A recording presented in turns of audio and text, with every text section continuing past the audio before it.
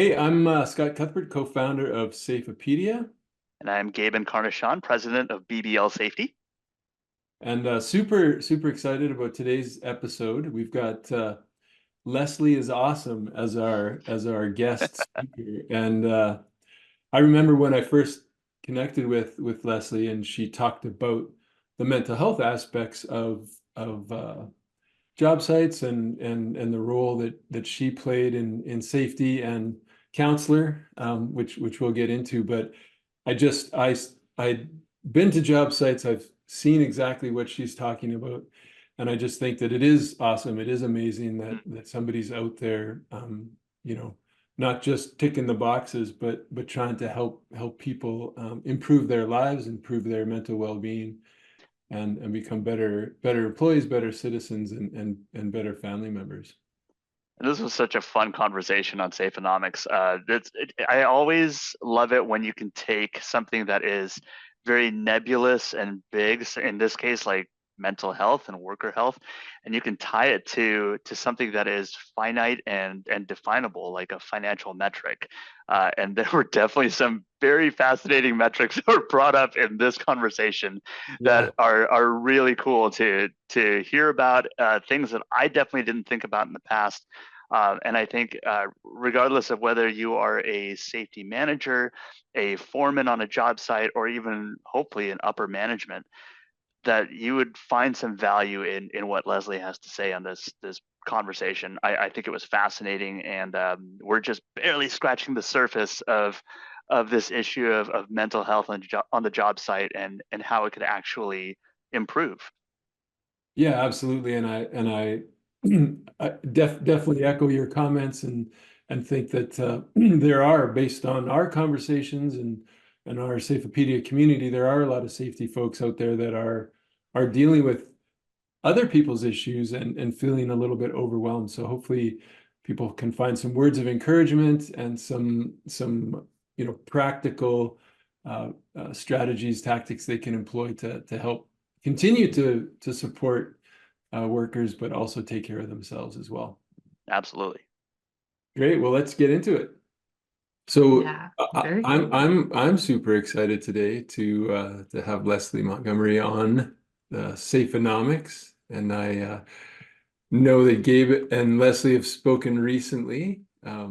So excited to carry on that conversation. And maybe if people aren't familiar, Leslie, you could maybe just give a quick background and some of the exciting things that you're up to.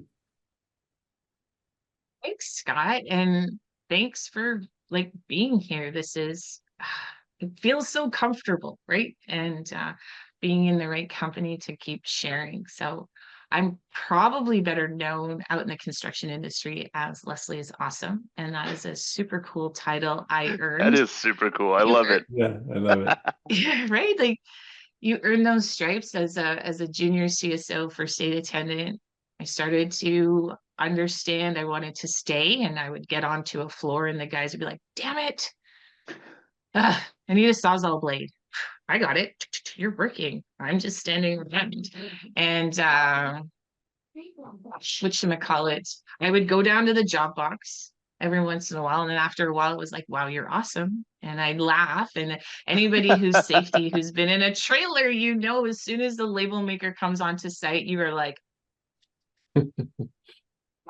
So that went on the hard hat. And I think what was really cool is the industry started to shift about that time because line management was coming out into the field and they were embarrassed that they didn't know who they were talking to. Hmm. A lot of job sites I was on, it was starting to get mandated. Names had to go on. And people wanted to be seen as kind of who they are, not Nick or whatever their name was. They wanted to be seen as like that nickname, right? So I've met guys like Orange Crush, and you get to hear those stories. And so Leslee is Awesome. And then Leslee is Awesome just really started to hang out with people, watch the people I'm supporting, pay attention to behaviors. And I pivoted about 10 years into my career and went back to school. I took a job out of town on purpose so that I wouldn't come back with debt into the city. And I became a professional counselor. I think what's really awesome about what we're talking about today is, and I think Gabe, you and I kind of talked about this before too, is like this all empowering stigma word that we use. And sometimes I start to think, like, if you tell the people enough that there's a stigma, they'll believe there's a stigma. Right. So now I'm getting hired to go onto job sites purely for mental health support. And I walk up to people and introduce myself, and the reaction I get a lot of the times is, what do you do here? And I'm like, I am here to listen to you. What? Yeah, I'm all about mental health. I'm here to listen to you and see if there's a challenge you're going through. Do you have any tips or tools so that you don't go home angry? You don't leave here angry. Like, there's so much, right? I've been thinking a lot lately about the safety adage that we have, and it's about getting people home. I think I've always wanted to be kind of viewed as a bit of a disruptor. So I think this is where we kind of start. We start disrupting this conversation right here. Hmm. So many of the people we work with don't have a safe home to go to. So now what I feel like is, I feel almost like it's a cop out. We got you home safe at the end of the day, but we're not providing you a really, truly safe place for you to get back to the next day. Hmm. And everybody says the same thing, like, wow, like, you have a great job. I do have a great job because I've trained myself to listen. And I enjoy listening to people and hearing them at times when they're going through almost the worst thing in their life. Hmm. And to be here now with everything that we have going on, and construction companies saying, I think it's time we try something different, is fantastic. And you see where all the conversations are starting to go, right? I think that's a really special perspective that you're bringing to this topic, and looking at mental health and how does that work in the workplace. And first of all, before I lose the thought, I love that concept of having the nicknames on the hard hats. It reminds me of kind of like fighter pilots, how they have their call signs on their helmets and, and stuff like that. So that's super fun, and it's a great way to kind of build some individuality and identity for people at work. So that is super cool. But one of the things that I like about your approach also is that uh, as you said, that idea of what happens if someone doesn't have a great place to go back home to, or maybe they didn't have that camaraderie or that support system outside of work. They really Yeah. are finding identity. They're finding their niche, their skill set, their place at work. Yeah. So how Yeah. awesome would that be if we start talking about mental health in that context, where people could find a way that they're actually getting healthier by being at work, Yeah. and Yeah. changing the conversation a bit so that it's actually looking at it as saying, well, it's almost like you're getting some resources that you might not be able to get anywhere else, and you just happen to be working there at the same time. That'd be really special. And I think it's a space that a lot of health and safety people desperately try to fill because of the space they're thrusted into. So Hmm. sometimes when I'm on a job site, I'll get attitude and I'll look at leadership and I'm like, you don't get that right now because you've made me the person I am. You've not been able to deal with some of the things you can't do. Like, a whole bunch of soft skills are massively needed out here. And so someone who does have soft skills ends up getting thrust into these positions where they're forced to go listen. And it can be a challenge, right? Like, so you have to you have to see the people who can build rapport.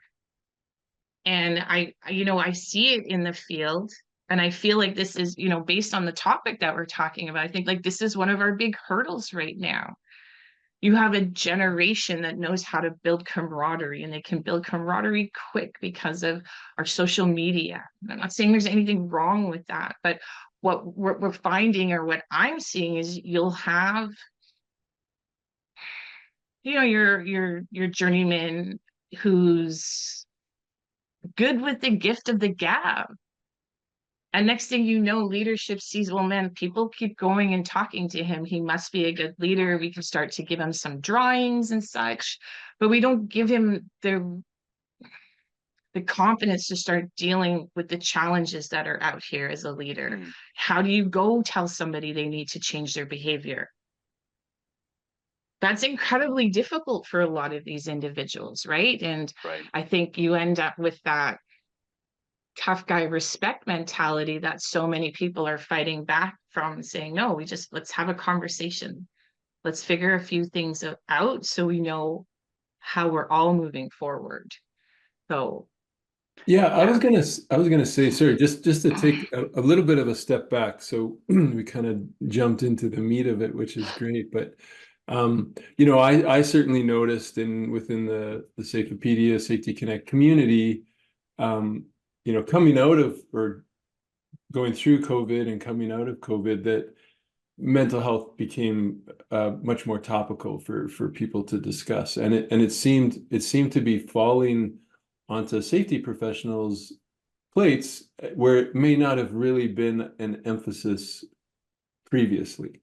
So I think we're a little bit more aware of it. We're talking about it a little bit more, and maybe just to help anyone who's listening, like if you are, you know, in that role of safety person, safety professional on the site, you're not necessarily, Leslee is awesome, and you're not necessarily a counselor also by trade, right? So I think you need to, I want to talk a little bit about like what sort of signs or what sort of things we should be looking at as safety people out on job sites, and then where that line, I think you're touching on, of responsibility kind of falls as to, you know, is it your job to jump in and help, or is it your job to try to help connect people to resources? So maybe if because we've had some great conversations, and I think your ability to go onto a job site and assess and understand what you're kind of walking into before you get there is key. So maybe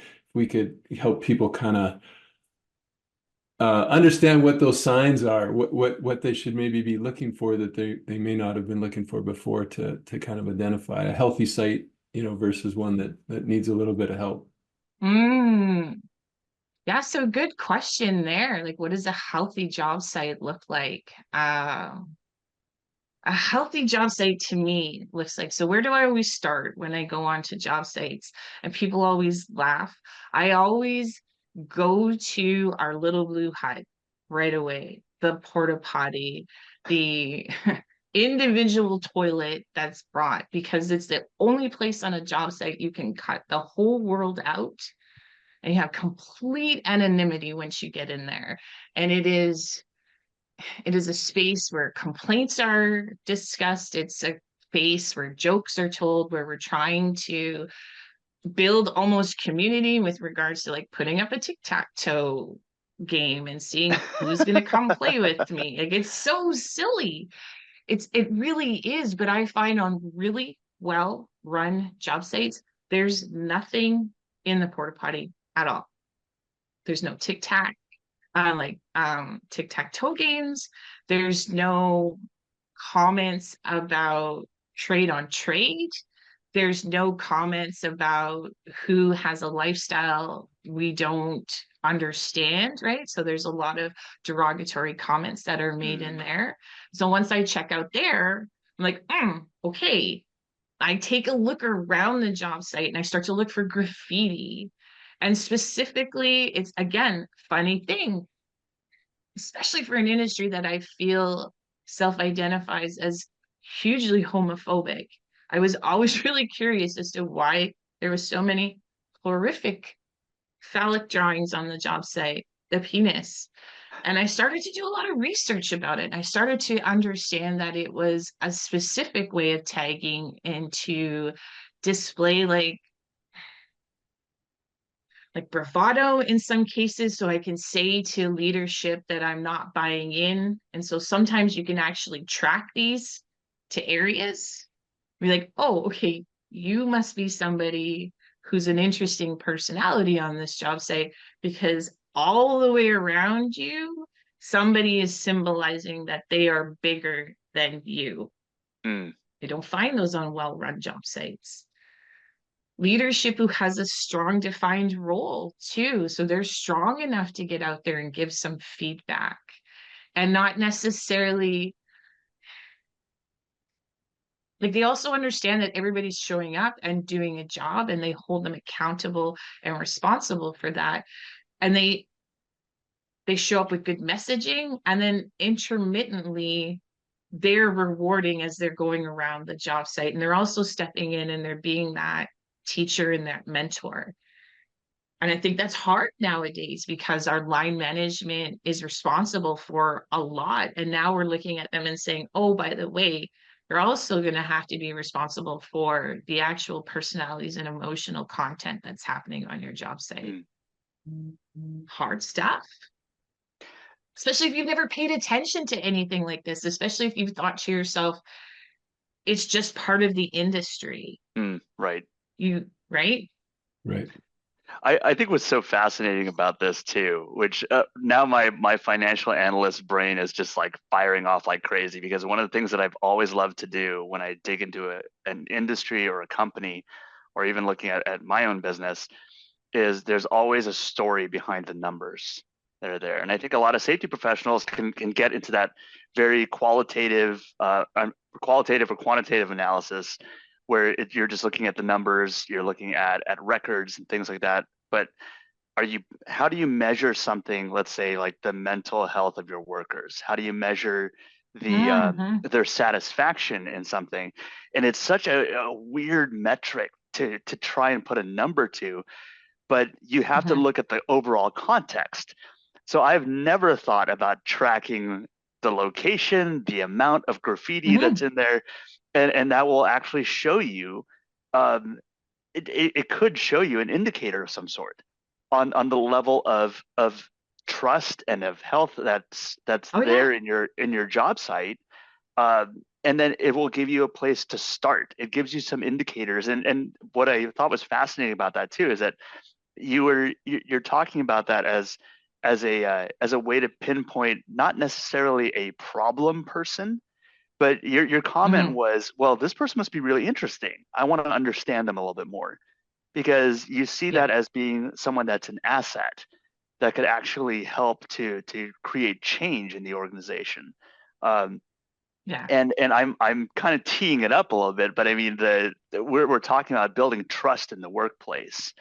And what a great approach to be able to come to someone, and instead of just looking at them and saying like, well, this person's a problem and we're going to be here to fix you or get rid of you, but to start with saying, well, okay, you have something interesting and unique. So now we're putting ourselves into a position, or you could put yourself in a position of learning, which will then build trust. And then you can translate that to actual results in changing that the way that the workplace operates. That's fascinating to me that you could do that. I think if you have an opportunity to observe long enough, you start to pick up on it. So when morale is good, you don't see these things. And when it is in the tank, and I've had those situations where now we have an incident and we're going back some time now where there's your paper, whatever you want to call it, your pre-hazard assessment, whatever your acronym is for it. And I've had to go to a crew to pull it for an incident and be like, that's awesome. That has a penis on it, and I have to submit that to HR. Like, what is going on? Like, they're taking some massive steps to show. And I think the problem is, again, we just kind of laugh it off, but that's a huge indicator for me. As soon as that starts to happen, something is wrong here, something is off. We need to maybe dig in a little bit, look around. Is there something going on with the schedule? Is there something going on with material?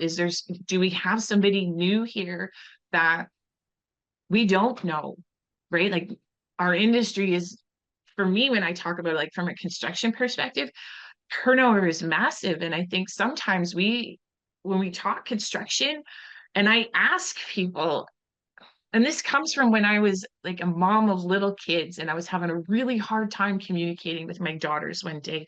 And I took a rubber duck and I put it in my hand and I said, "Tell me what you see." And one of my daughters looked at it and she went, "I see a big blue eye."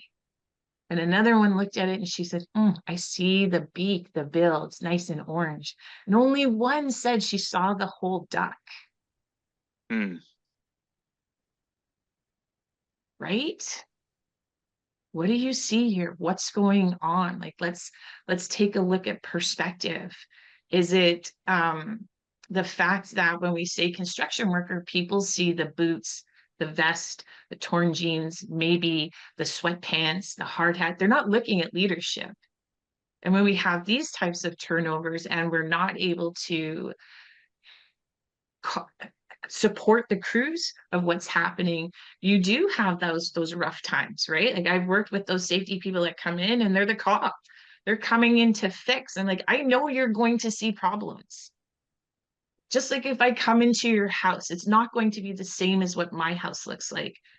So I will have maybe negative perceptions on this, but you don't know what's going on yet. And you know you desperately want to fix this. So let's try and figure out the people behind it so we can get it fixed. So you can be in the spot you want to be. You want to be the advisor. You don't want to. I think a handful of people do, but most people don't want to be the cop. I don't want to be your heavy when I'm out on the site. If I can't get you to talk to your people about why they're not wearing the prescribed PPE and they're not following the, we have a huge disconnect. If you're constantly calling safety over, write that guy up, write that guy up. No, we're not building trust there. We're completely fractionated against each other at this point. And it's a challenging spot to know that when you leave to go to another job site, you have to be in the mindset. And I had a conversation about this with a colleague of mine. He was going through a rough patch. So, going through a rough patch, screw this. I'm going to start throwing resumes out there. Oh, I have to start at the bottom again. I'm like, yeah, you do. Doesn't matter where you go out here in the safety field, you start at the bottom. Every worker on that job site is policing you by the last crappy experience they had by a safety person. And anybody in a leadership spot is just looking at you as dollars and cents. And why, if it only takes you 15 minutes to fill out the form, do you not have a broom in your hand? And are you not helping with production out here? Right? So just if kind of going back to that initial assessment that you make on the job site, if it, yeah, because I think that you've got some really practical tactics, or approaches when you get there and you see, okay, maybe there's something not quite right, something's going on out here. What are some things that a safety person can incorporate in their walkarounds and their discussions to maybe help build that trust or set a foundation or baseline for kind of getting started? So it all starts with, how do you build rapport out here? The other nickname I'm known for is the Candy Lady.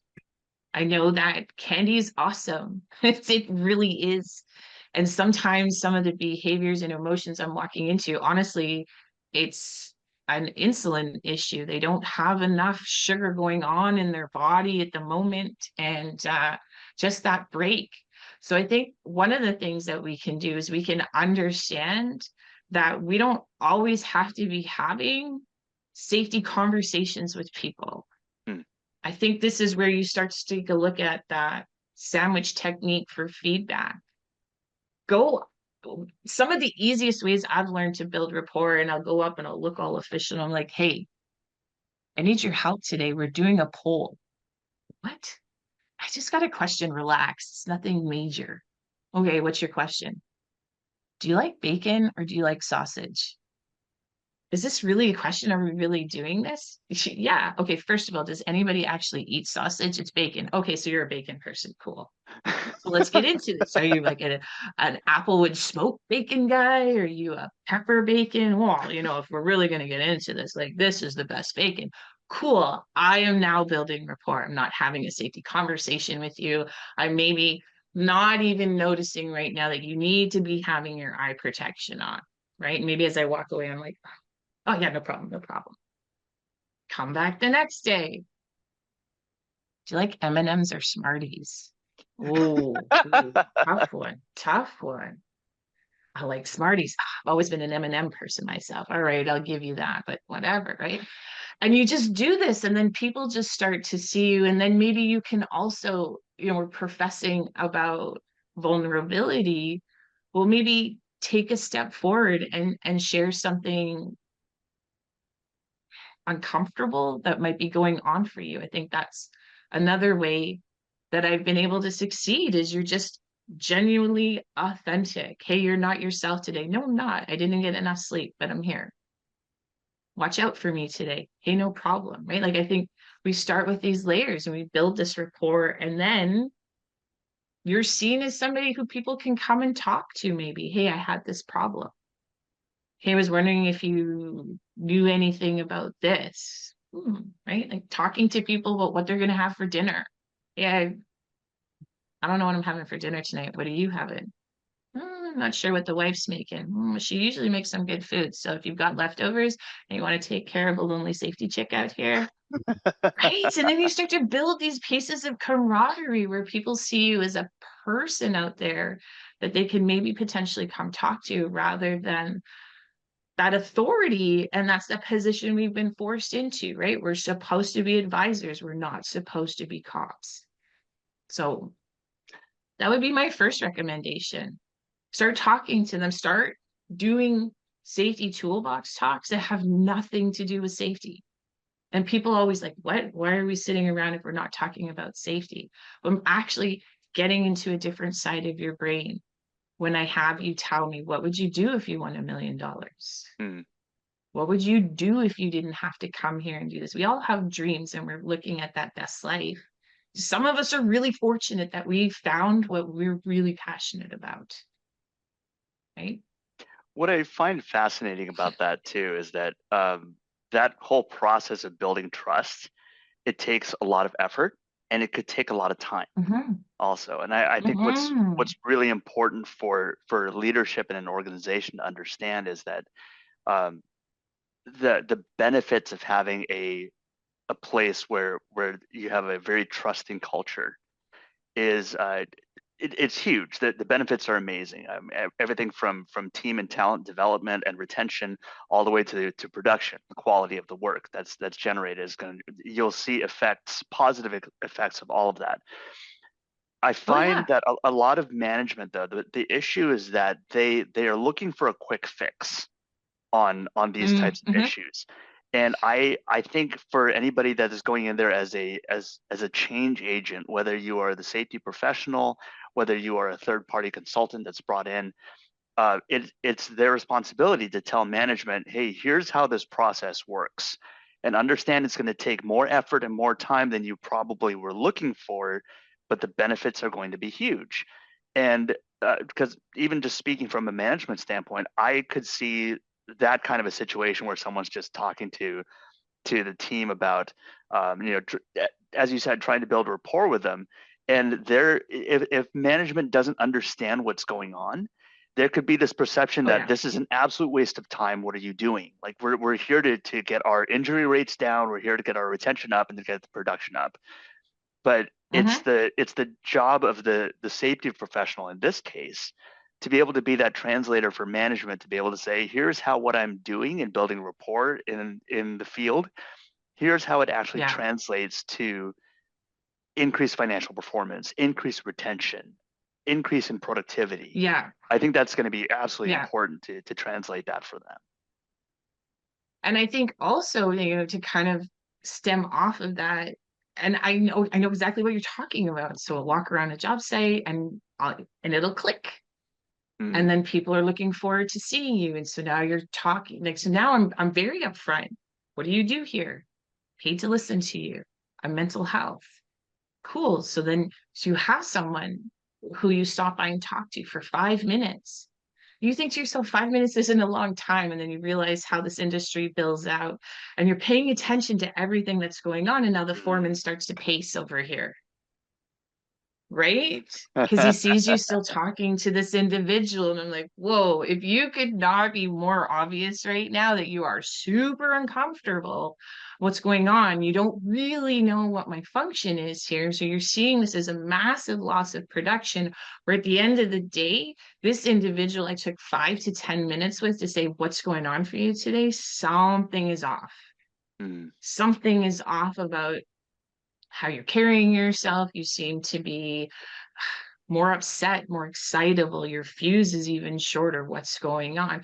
That 10 minutes of tearing a strip off of me or just downloading on me what's going on. And a lot of the times it's personal, which I think we have a huge problem with. I was looking at a post a couple weeks ago. The workplace isn't a place for personal. And you get hours more production out of this person because they're not sit there going, what am I going to do? Who am I going to talk to about this kind of stuff, right? But you're absolutely right. It's in that beginning phase. And I think the problem is because it's still super new to all of us. I think relax your energy and let's just trust the process for a minute. And maybe a week down the road, you'll start to see that this individual happy to come to work. They're supported when they're at work. Somebody can help them. And it doesn't have to be for everybody. Maybe I think that's another piece when we talk about this here, as we start to talk about having individuals like myself on site. People aren't getting hurt badly every day to be reporting to first aid. So it doesn't mean that just because you have somebody in a mental health position, people are going to be lined up out the door. Right. Yeah. Just that satisfaction of knowing that somebody's there potentially. Right? Yeah, and I think that that's something that I wanted to highlight today is that I mean, you are in a bit of a unique role, right? You have that background, you have that expertise. It's been recognized by the industry in your region, and now you get to kind of be in that role full time. A lot of safety professionals, yeah, it's exciting. But again, what we heard or saw, again, kind of going back to COVID, was a lot of safety folks were in that similar situation, but not necessarily with the tool set that you have to kind of deal with, right? So maybe some advice for who's going to willingly go and let somebody download all of their toxic energy, right? And how, as a safety professional that might, again, not have that expertise or that training, how do we deal with it? How do we approach it? And how do we make sure that we don't take that home with us? Because if the counselor on the job site is taking all this toxic energy home every day, then pretty soon they're not going to want to come back to the job site either. Right? How do we deal with that? I think I want to touch on that a little bit too, that Scott, to your original question or an earlier question, that if you're put in a position as a safety professional where, I think a lot of safety professionals that I've met, most of them actually are very much people. They like they get into this field because they want to see people work better. They connect with them differently, and there's this desire to help. But as you said, Scott, not everybody has that gift to be able to listen and to process well. I don't see a lot of professional counselors that are in the safety profession. At least I haven't met many of them at all. But it is a very special skill set to be able to do that. And so just like with a safety professional, if let's say you know about fall protection really well, but not much about hand protection, you're going to go to a resource that has that is an expert on hand protection. So I think even for the mental health standpoint, if let's say that you're a safety professional that's on site, but you don't have that skill set to be able to really handle, let's say, someone that's dealing with some very deep mental health issues, or you haven't dealt with someone that is on the verge of a breakdown of some sort. It is absolutely important to first recognize that, and then understand that you don't have that skill set, but then to find other resources, maybe like Leslee, that that you can go to help you beef up that ability. And so I think it's like, don't try to, let's not pretend to be experts where we're not, but let's help one another to find those resources that can really be the experts in those situations. Well, I think a great start, I think a great start is mental health first aid. It'll start to open up people's ideas as to what are some of these high level keywords that we're hearing about now. What is anxiety? What is depression? Like, people have this false narrative that depression is sadness. No, as somebody who, years ago was like, woohoo, I made it from the bed to the couch today. Every other third day I would have a shower. And these were monumental for the state that I was going through. So we start to have a bit of understanding about that. And I think you have to dig past the first page of Google, right? Because now you have AI that's helping put out these canned toolbox talks or information, and talking to people, understanding, going to, like some of the coolest parts I learned from is going to different support groups. If you want to be somebody who listens outside of your regular 7 to 4 job, this is an investment that you have to make into yourself, and understand that listening is a skill. What are we listening for? Let's even start with the fact that half the time people are talking to people, something you've said is keyed in your brain and you're off on a different tangent. Oh, well, this is how I could offer advice. Sometimes too, people just want to talk. They're not interested in what you've been through or how you've managed it. They just want to download to this impartial party.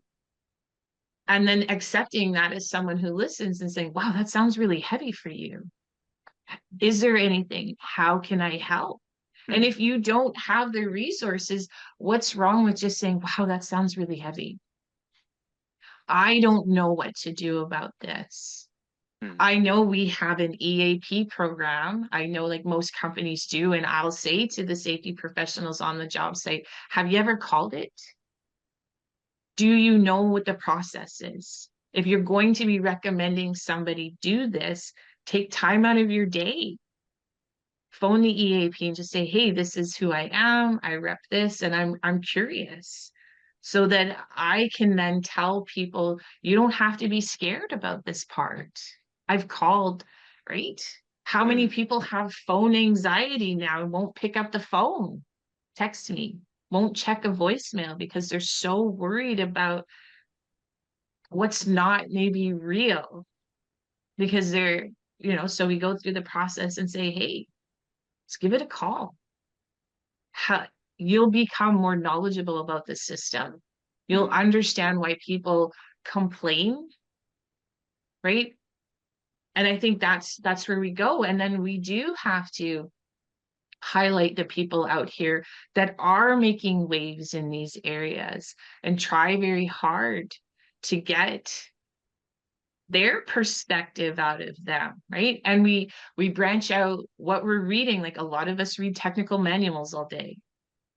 Now we have to read a manual that's like a highly sensitive person dealing with toxic people. These are skills I should know. So we have to invest time in ourselves to be able to go there and start to be open for some of this information to come to us, for sure. Yeah. Yeah. And I think that's a good point, that, safety people are typically wanting to help. And I think you do have to be careful that you're not owning too much of that situation and taking that home with you every night, and realizing there are resources most organizations have that you can revert people to. But I also think, you know, when we're talking about building trust right now, you have an industry and sectors of it. You have line management and you have the safety professional that, okay, cool, I can take all of this training and I can understand that, I can listen to this, but we have to go one layer past this. We have to stop looking for the acute, immediate fix and think long term. This person now needs somebody professional to download what they just heard. Mm. Hey, I was talking to so and so today, and they're not in a good place. I know almost 10 people now that are living in their vehicle. Mm. That is tough stuff. And when you sit down and talk to somebody who, for the most part, we take for granted the fact that we can get up, go to a room, turn water on, wash our hands, and this person hasn't had an opportunity to bathe in 10 days. These are hard things to listen to, and stuff that you know you have no ability to help with. Mm. How do we set those people up now to give somebody to talk to and say, okay, now I've got to build trust on a different level with this safety professional, with this superintendent, because it's just part of the job, Les. Well, it's not, because you just told me when you go home, your wife says, just turn it off. We know maybe from an emotional intelligence perspective, we can get there, but if no one's actually told us how to turn it off. So, you know, back to your question earlier, and those well-run job sites, those superintendents know how to shut off. They know that their shift is done at 4:30. Maybe some days they have to put in a bit extra. They get in their car, they have a pre-designated podcast or something that they're listening to. When they get home, they have that, maybe that time frame when they talk to their partner, 5-minute work download. And then I'm not talking about work anymore, and I'm shutting my phone off. There's something to be said about that. They don't come back to the job upset, worried, and you see it again on their job sites. Something about this, right? So I think it's multi-layered, and I think, Scott, you and I, we've talked about this before. Everything is so new, and you come into any organization, and specifically the construction industry, you start talking mental health, you realize like this is a massive umbrella. And there's so many drips coming off of this. We don't talk about ADHD. We don't talk about the fact that this is one of the best industries to hide an eating disorder. I'm not going to bug you if you don't go for lunch, because it's all about production, right? So here now, I think is another great place for safety people to even start just going like, whoa, I could even branch out and just focus solely on mental health, not having to fill out an inspection form. Right? Well, and that kind of takes me to my next question was, you've been part of this change. Like, you've seen it in your industry, during your time. How do safety professionals start to bring this topic up to their organizations? How do they start to get buy-in? I think we're talking long term, and nothing's going to happen overnight, but how do we affect that change, and how do we become part of the movement? I think it's a topic that is being discussed a lot, but that, I think we're still hearing that safety people have difficult time getting organizations to buy into the safety program. So how do we now get them to start to buy into mental health? I think in some cases you have to run rogue with some of this stuff. You have to fall into yourself, and you have to trust yourself and become assertive that this is good. And then we start to figure out alignment, and maybe some places, their narrative for the long game is just a little outside our patience level, right? We start by thinking about the concept, like here, talking about the fact, what would it be like if once a month we did a safety meeting, but there was no talk about safety? Hmm. And if management has a problem with that, but we're still meeting our metric, we're doing our meeting, and we can flush it out. You know, bringing in brain games into your toolbox talk is so much fun. First of all, it makes it fun to be on the computer. You're not looking at technical data, trying to cross-reference whether or not they're allowed to be doing this stuff because you've got that dialed in. Let's look at some brain games, right?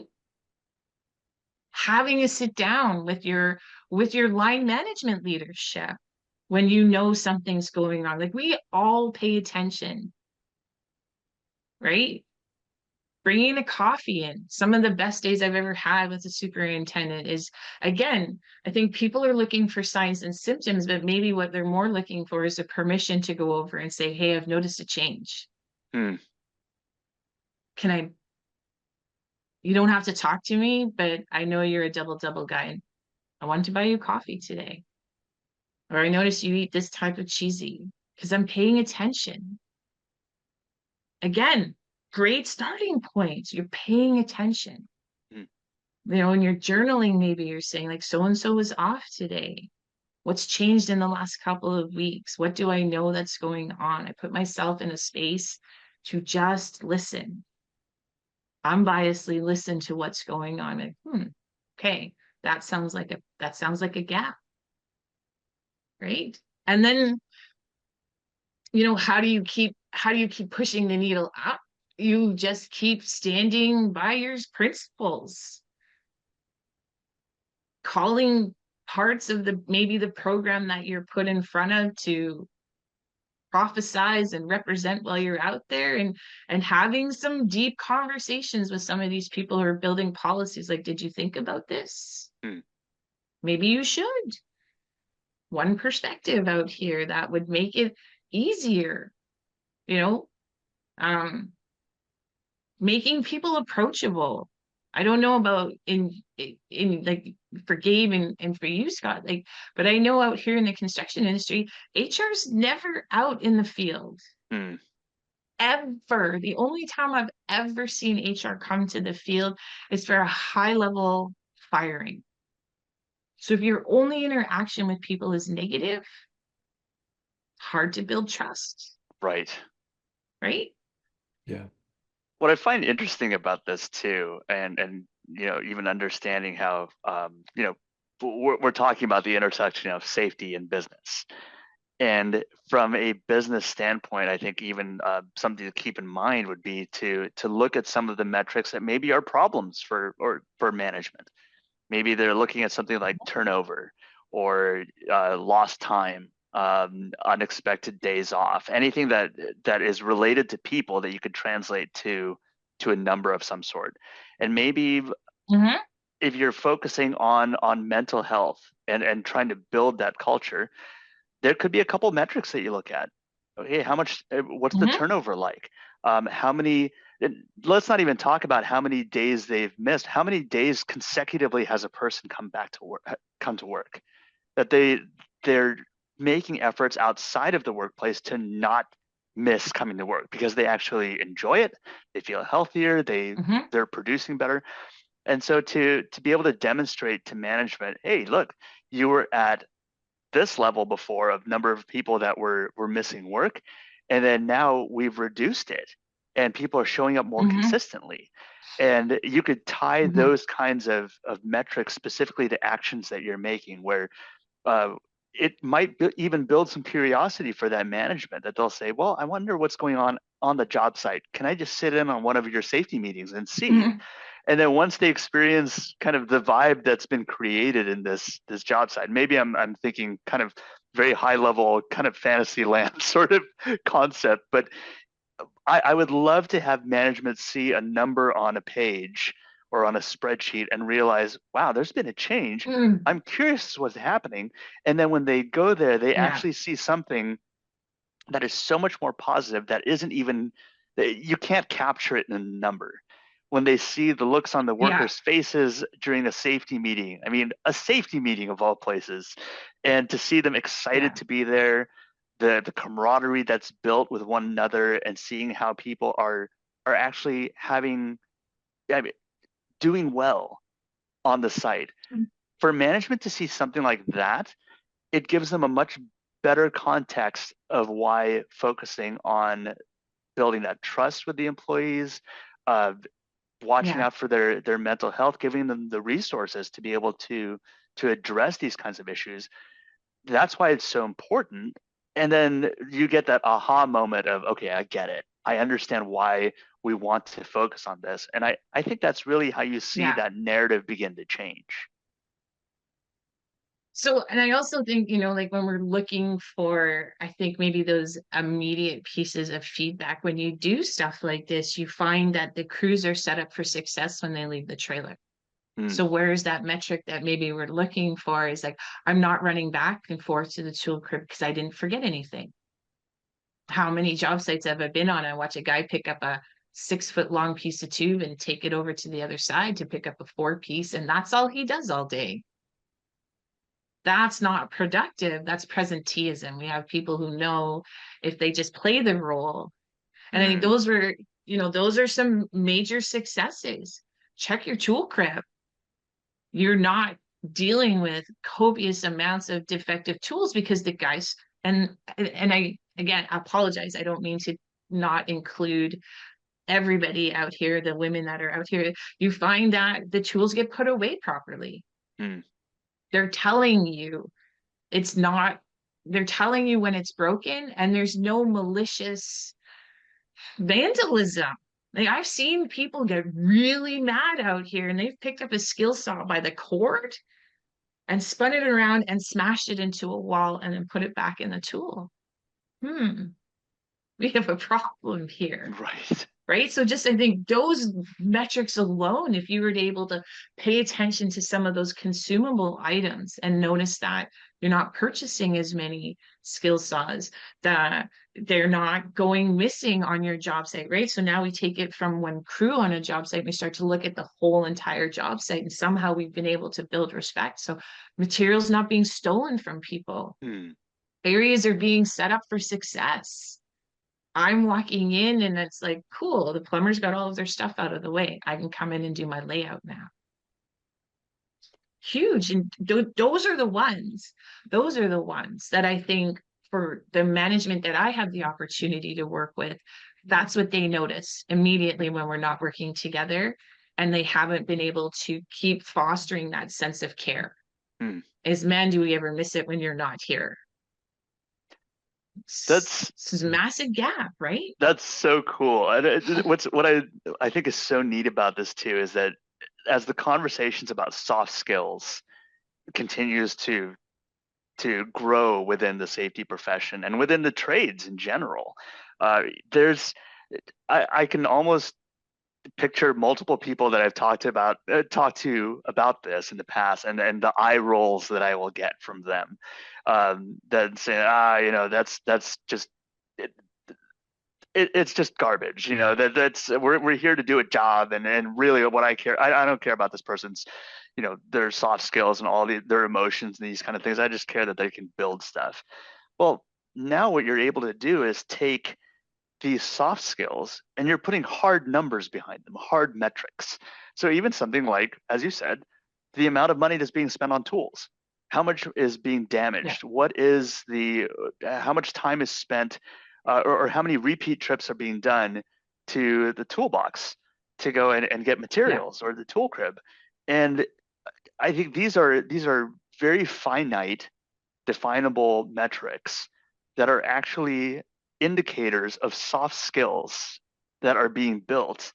And that's awesome, because I think that's one of the hardest things for management to even get their heads around, or even if you're looking at it from a purely financial or an analytical standpoint, is what are the metrics that I'm supposed to use to measure that my team is actually doing better mentally, that the people are happier.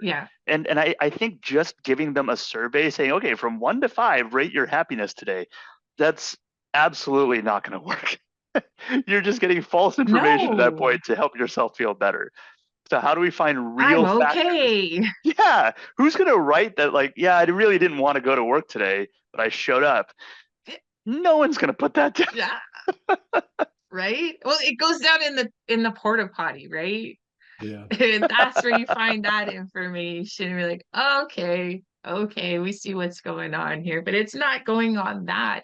And I think, to kind of flush through that, I think the problem with those types of surveys is the people on the end filling out the information know that primarily nothing's going to come from it, because we're not understanding maybe how to interpret that data. We're not inviting the right people into those conversations to say, oh, that's an interesting metric for me to see. So like, what you see, Gabe, and what you see, Scott, are different, and be like, ooh, that's interesting for me.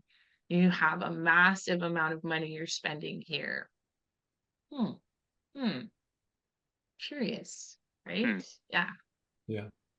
I think Well, any accountant that's working at a construction company that's listening to this right now, if for some reason they find this and they're listening, or if you're a financial analyst, you should be getting really excited right now about getting onto a job site and looking for these kinds of things. Because even just for me as an analyst to look at this and just be like, oh my gosh, I would love to be able to explain why numbers are doing what they're doing.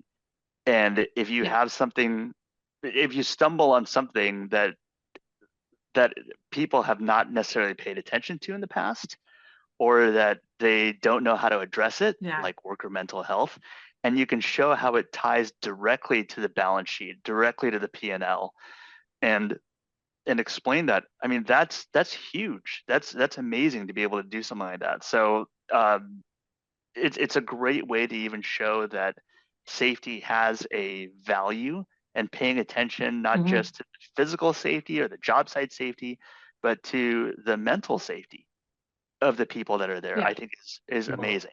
yeah, and don't want to lose, sorry, Leslie, I don't want to lose track either of the fact that if you're able to help affect change and make some of these positive impacts, if the tools are better maintained, if there's less trips across the yard, if Yep. there's a little bit more communication going on, you're definitely going to see improvements in safety as well, not just purely. 100%, because they want you to come by and see them working safely, Mm.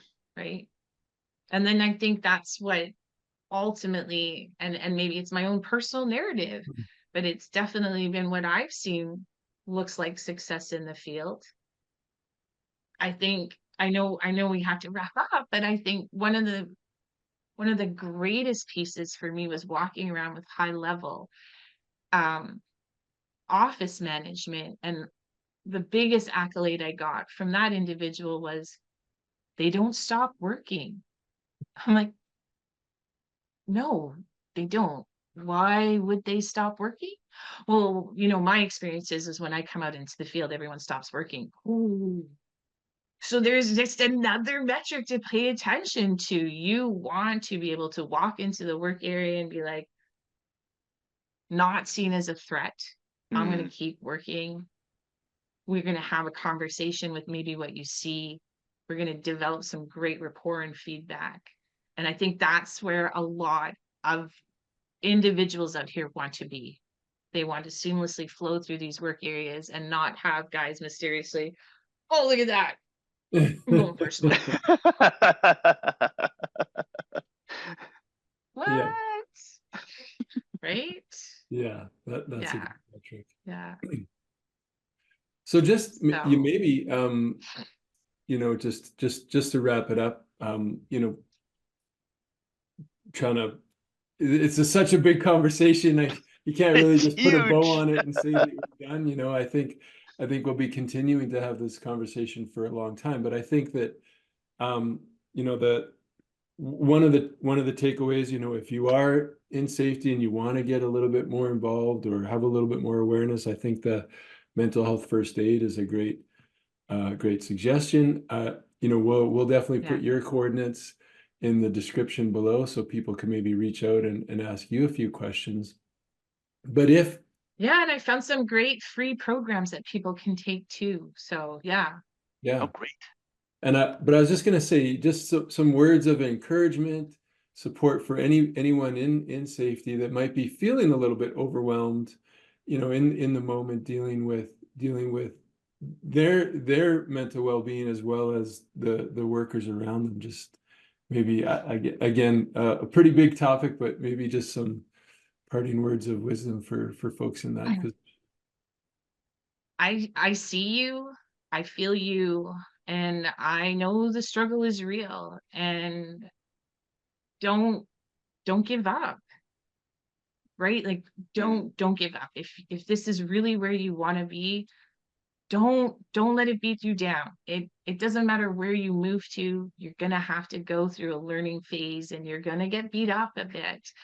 And there's ways to stand strong and tall out here. And really, I would say go through your contact list, like legitimately write it down. Who can I call if I have this problem? Who could I talk to about this? You can put my information, like, you know, if we're connected on LinkedIn, you can always DM me. There are people out here that want to help and want to listen. So you have to trust some of these resources that are standing up saying, hey, big beacon right now, trust me. So that when you're overwhelmed and you're feeling burnt out and you're feeling like you're not being spoken to properly and appropriately, call me. Talk to me, talk to those resources, develop that network. We're so isolated. We go to work, we go home, and we use our family to do all of the work that we need to separate that piece from. Find somebody else who can help you with that so that you have quality time with your family and your friends. That would be a huge one. You know, one of the reasons I do so well is because I have so many people who either reach out to me or I'm consistently reaching out to them, and I've developed that trust to say, hey, I need you today. And they're like, no problem. Yeah, 100% for sure there. Very cool. Yeah, that's fantastic. Well, I'm so excited to have you on today, and can't wait to share this out and get feedback, and I think we should definitely continue this conversation and have you back again in the not too distant future. Yeah, definitely. And yep, Leslee, you are awesome. You are awesome. Definitely awesome. Well, I appreciate the space. Like we built trust here to be able to have this conversation here between both of you. And I think like it is such a beautiful space to be a part of right now, because change is going to happen, and while we're going through it, somebody else can say it's okay. Yeah, it's okay, I've done this.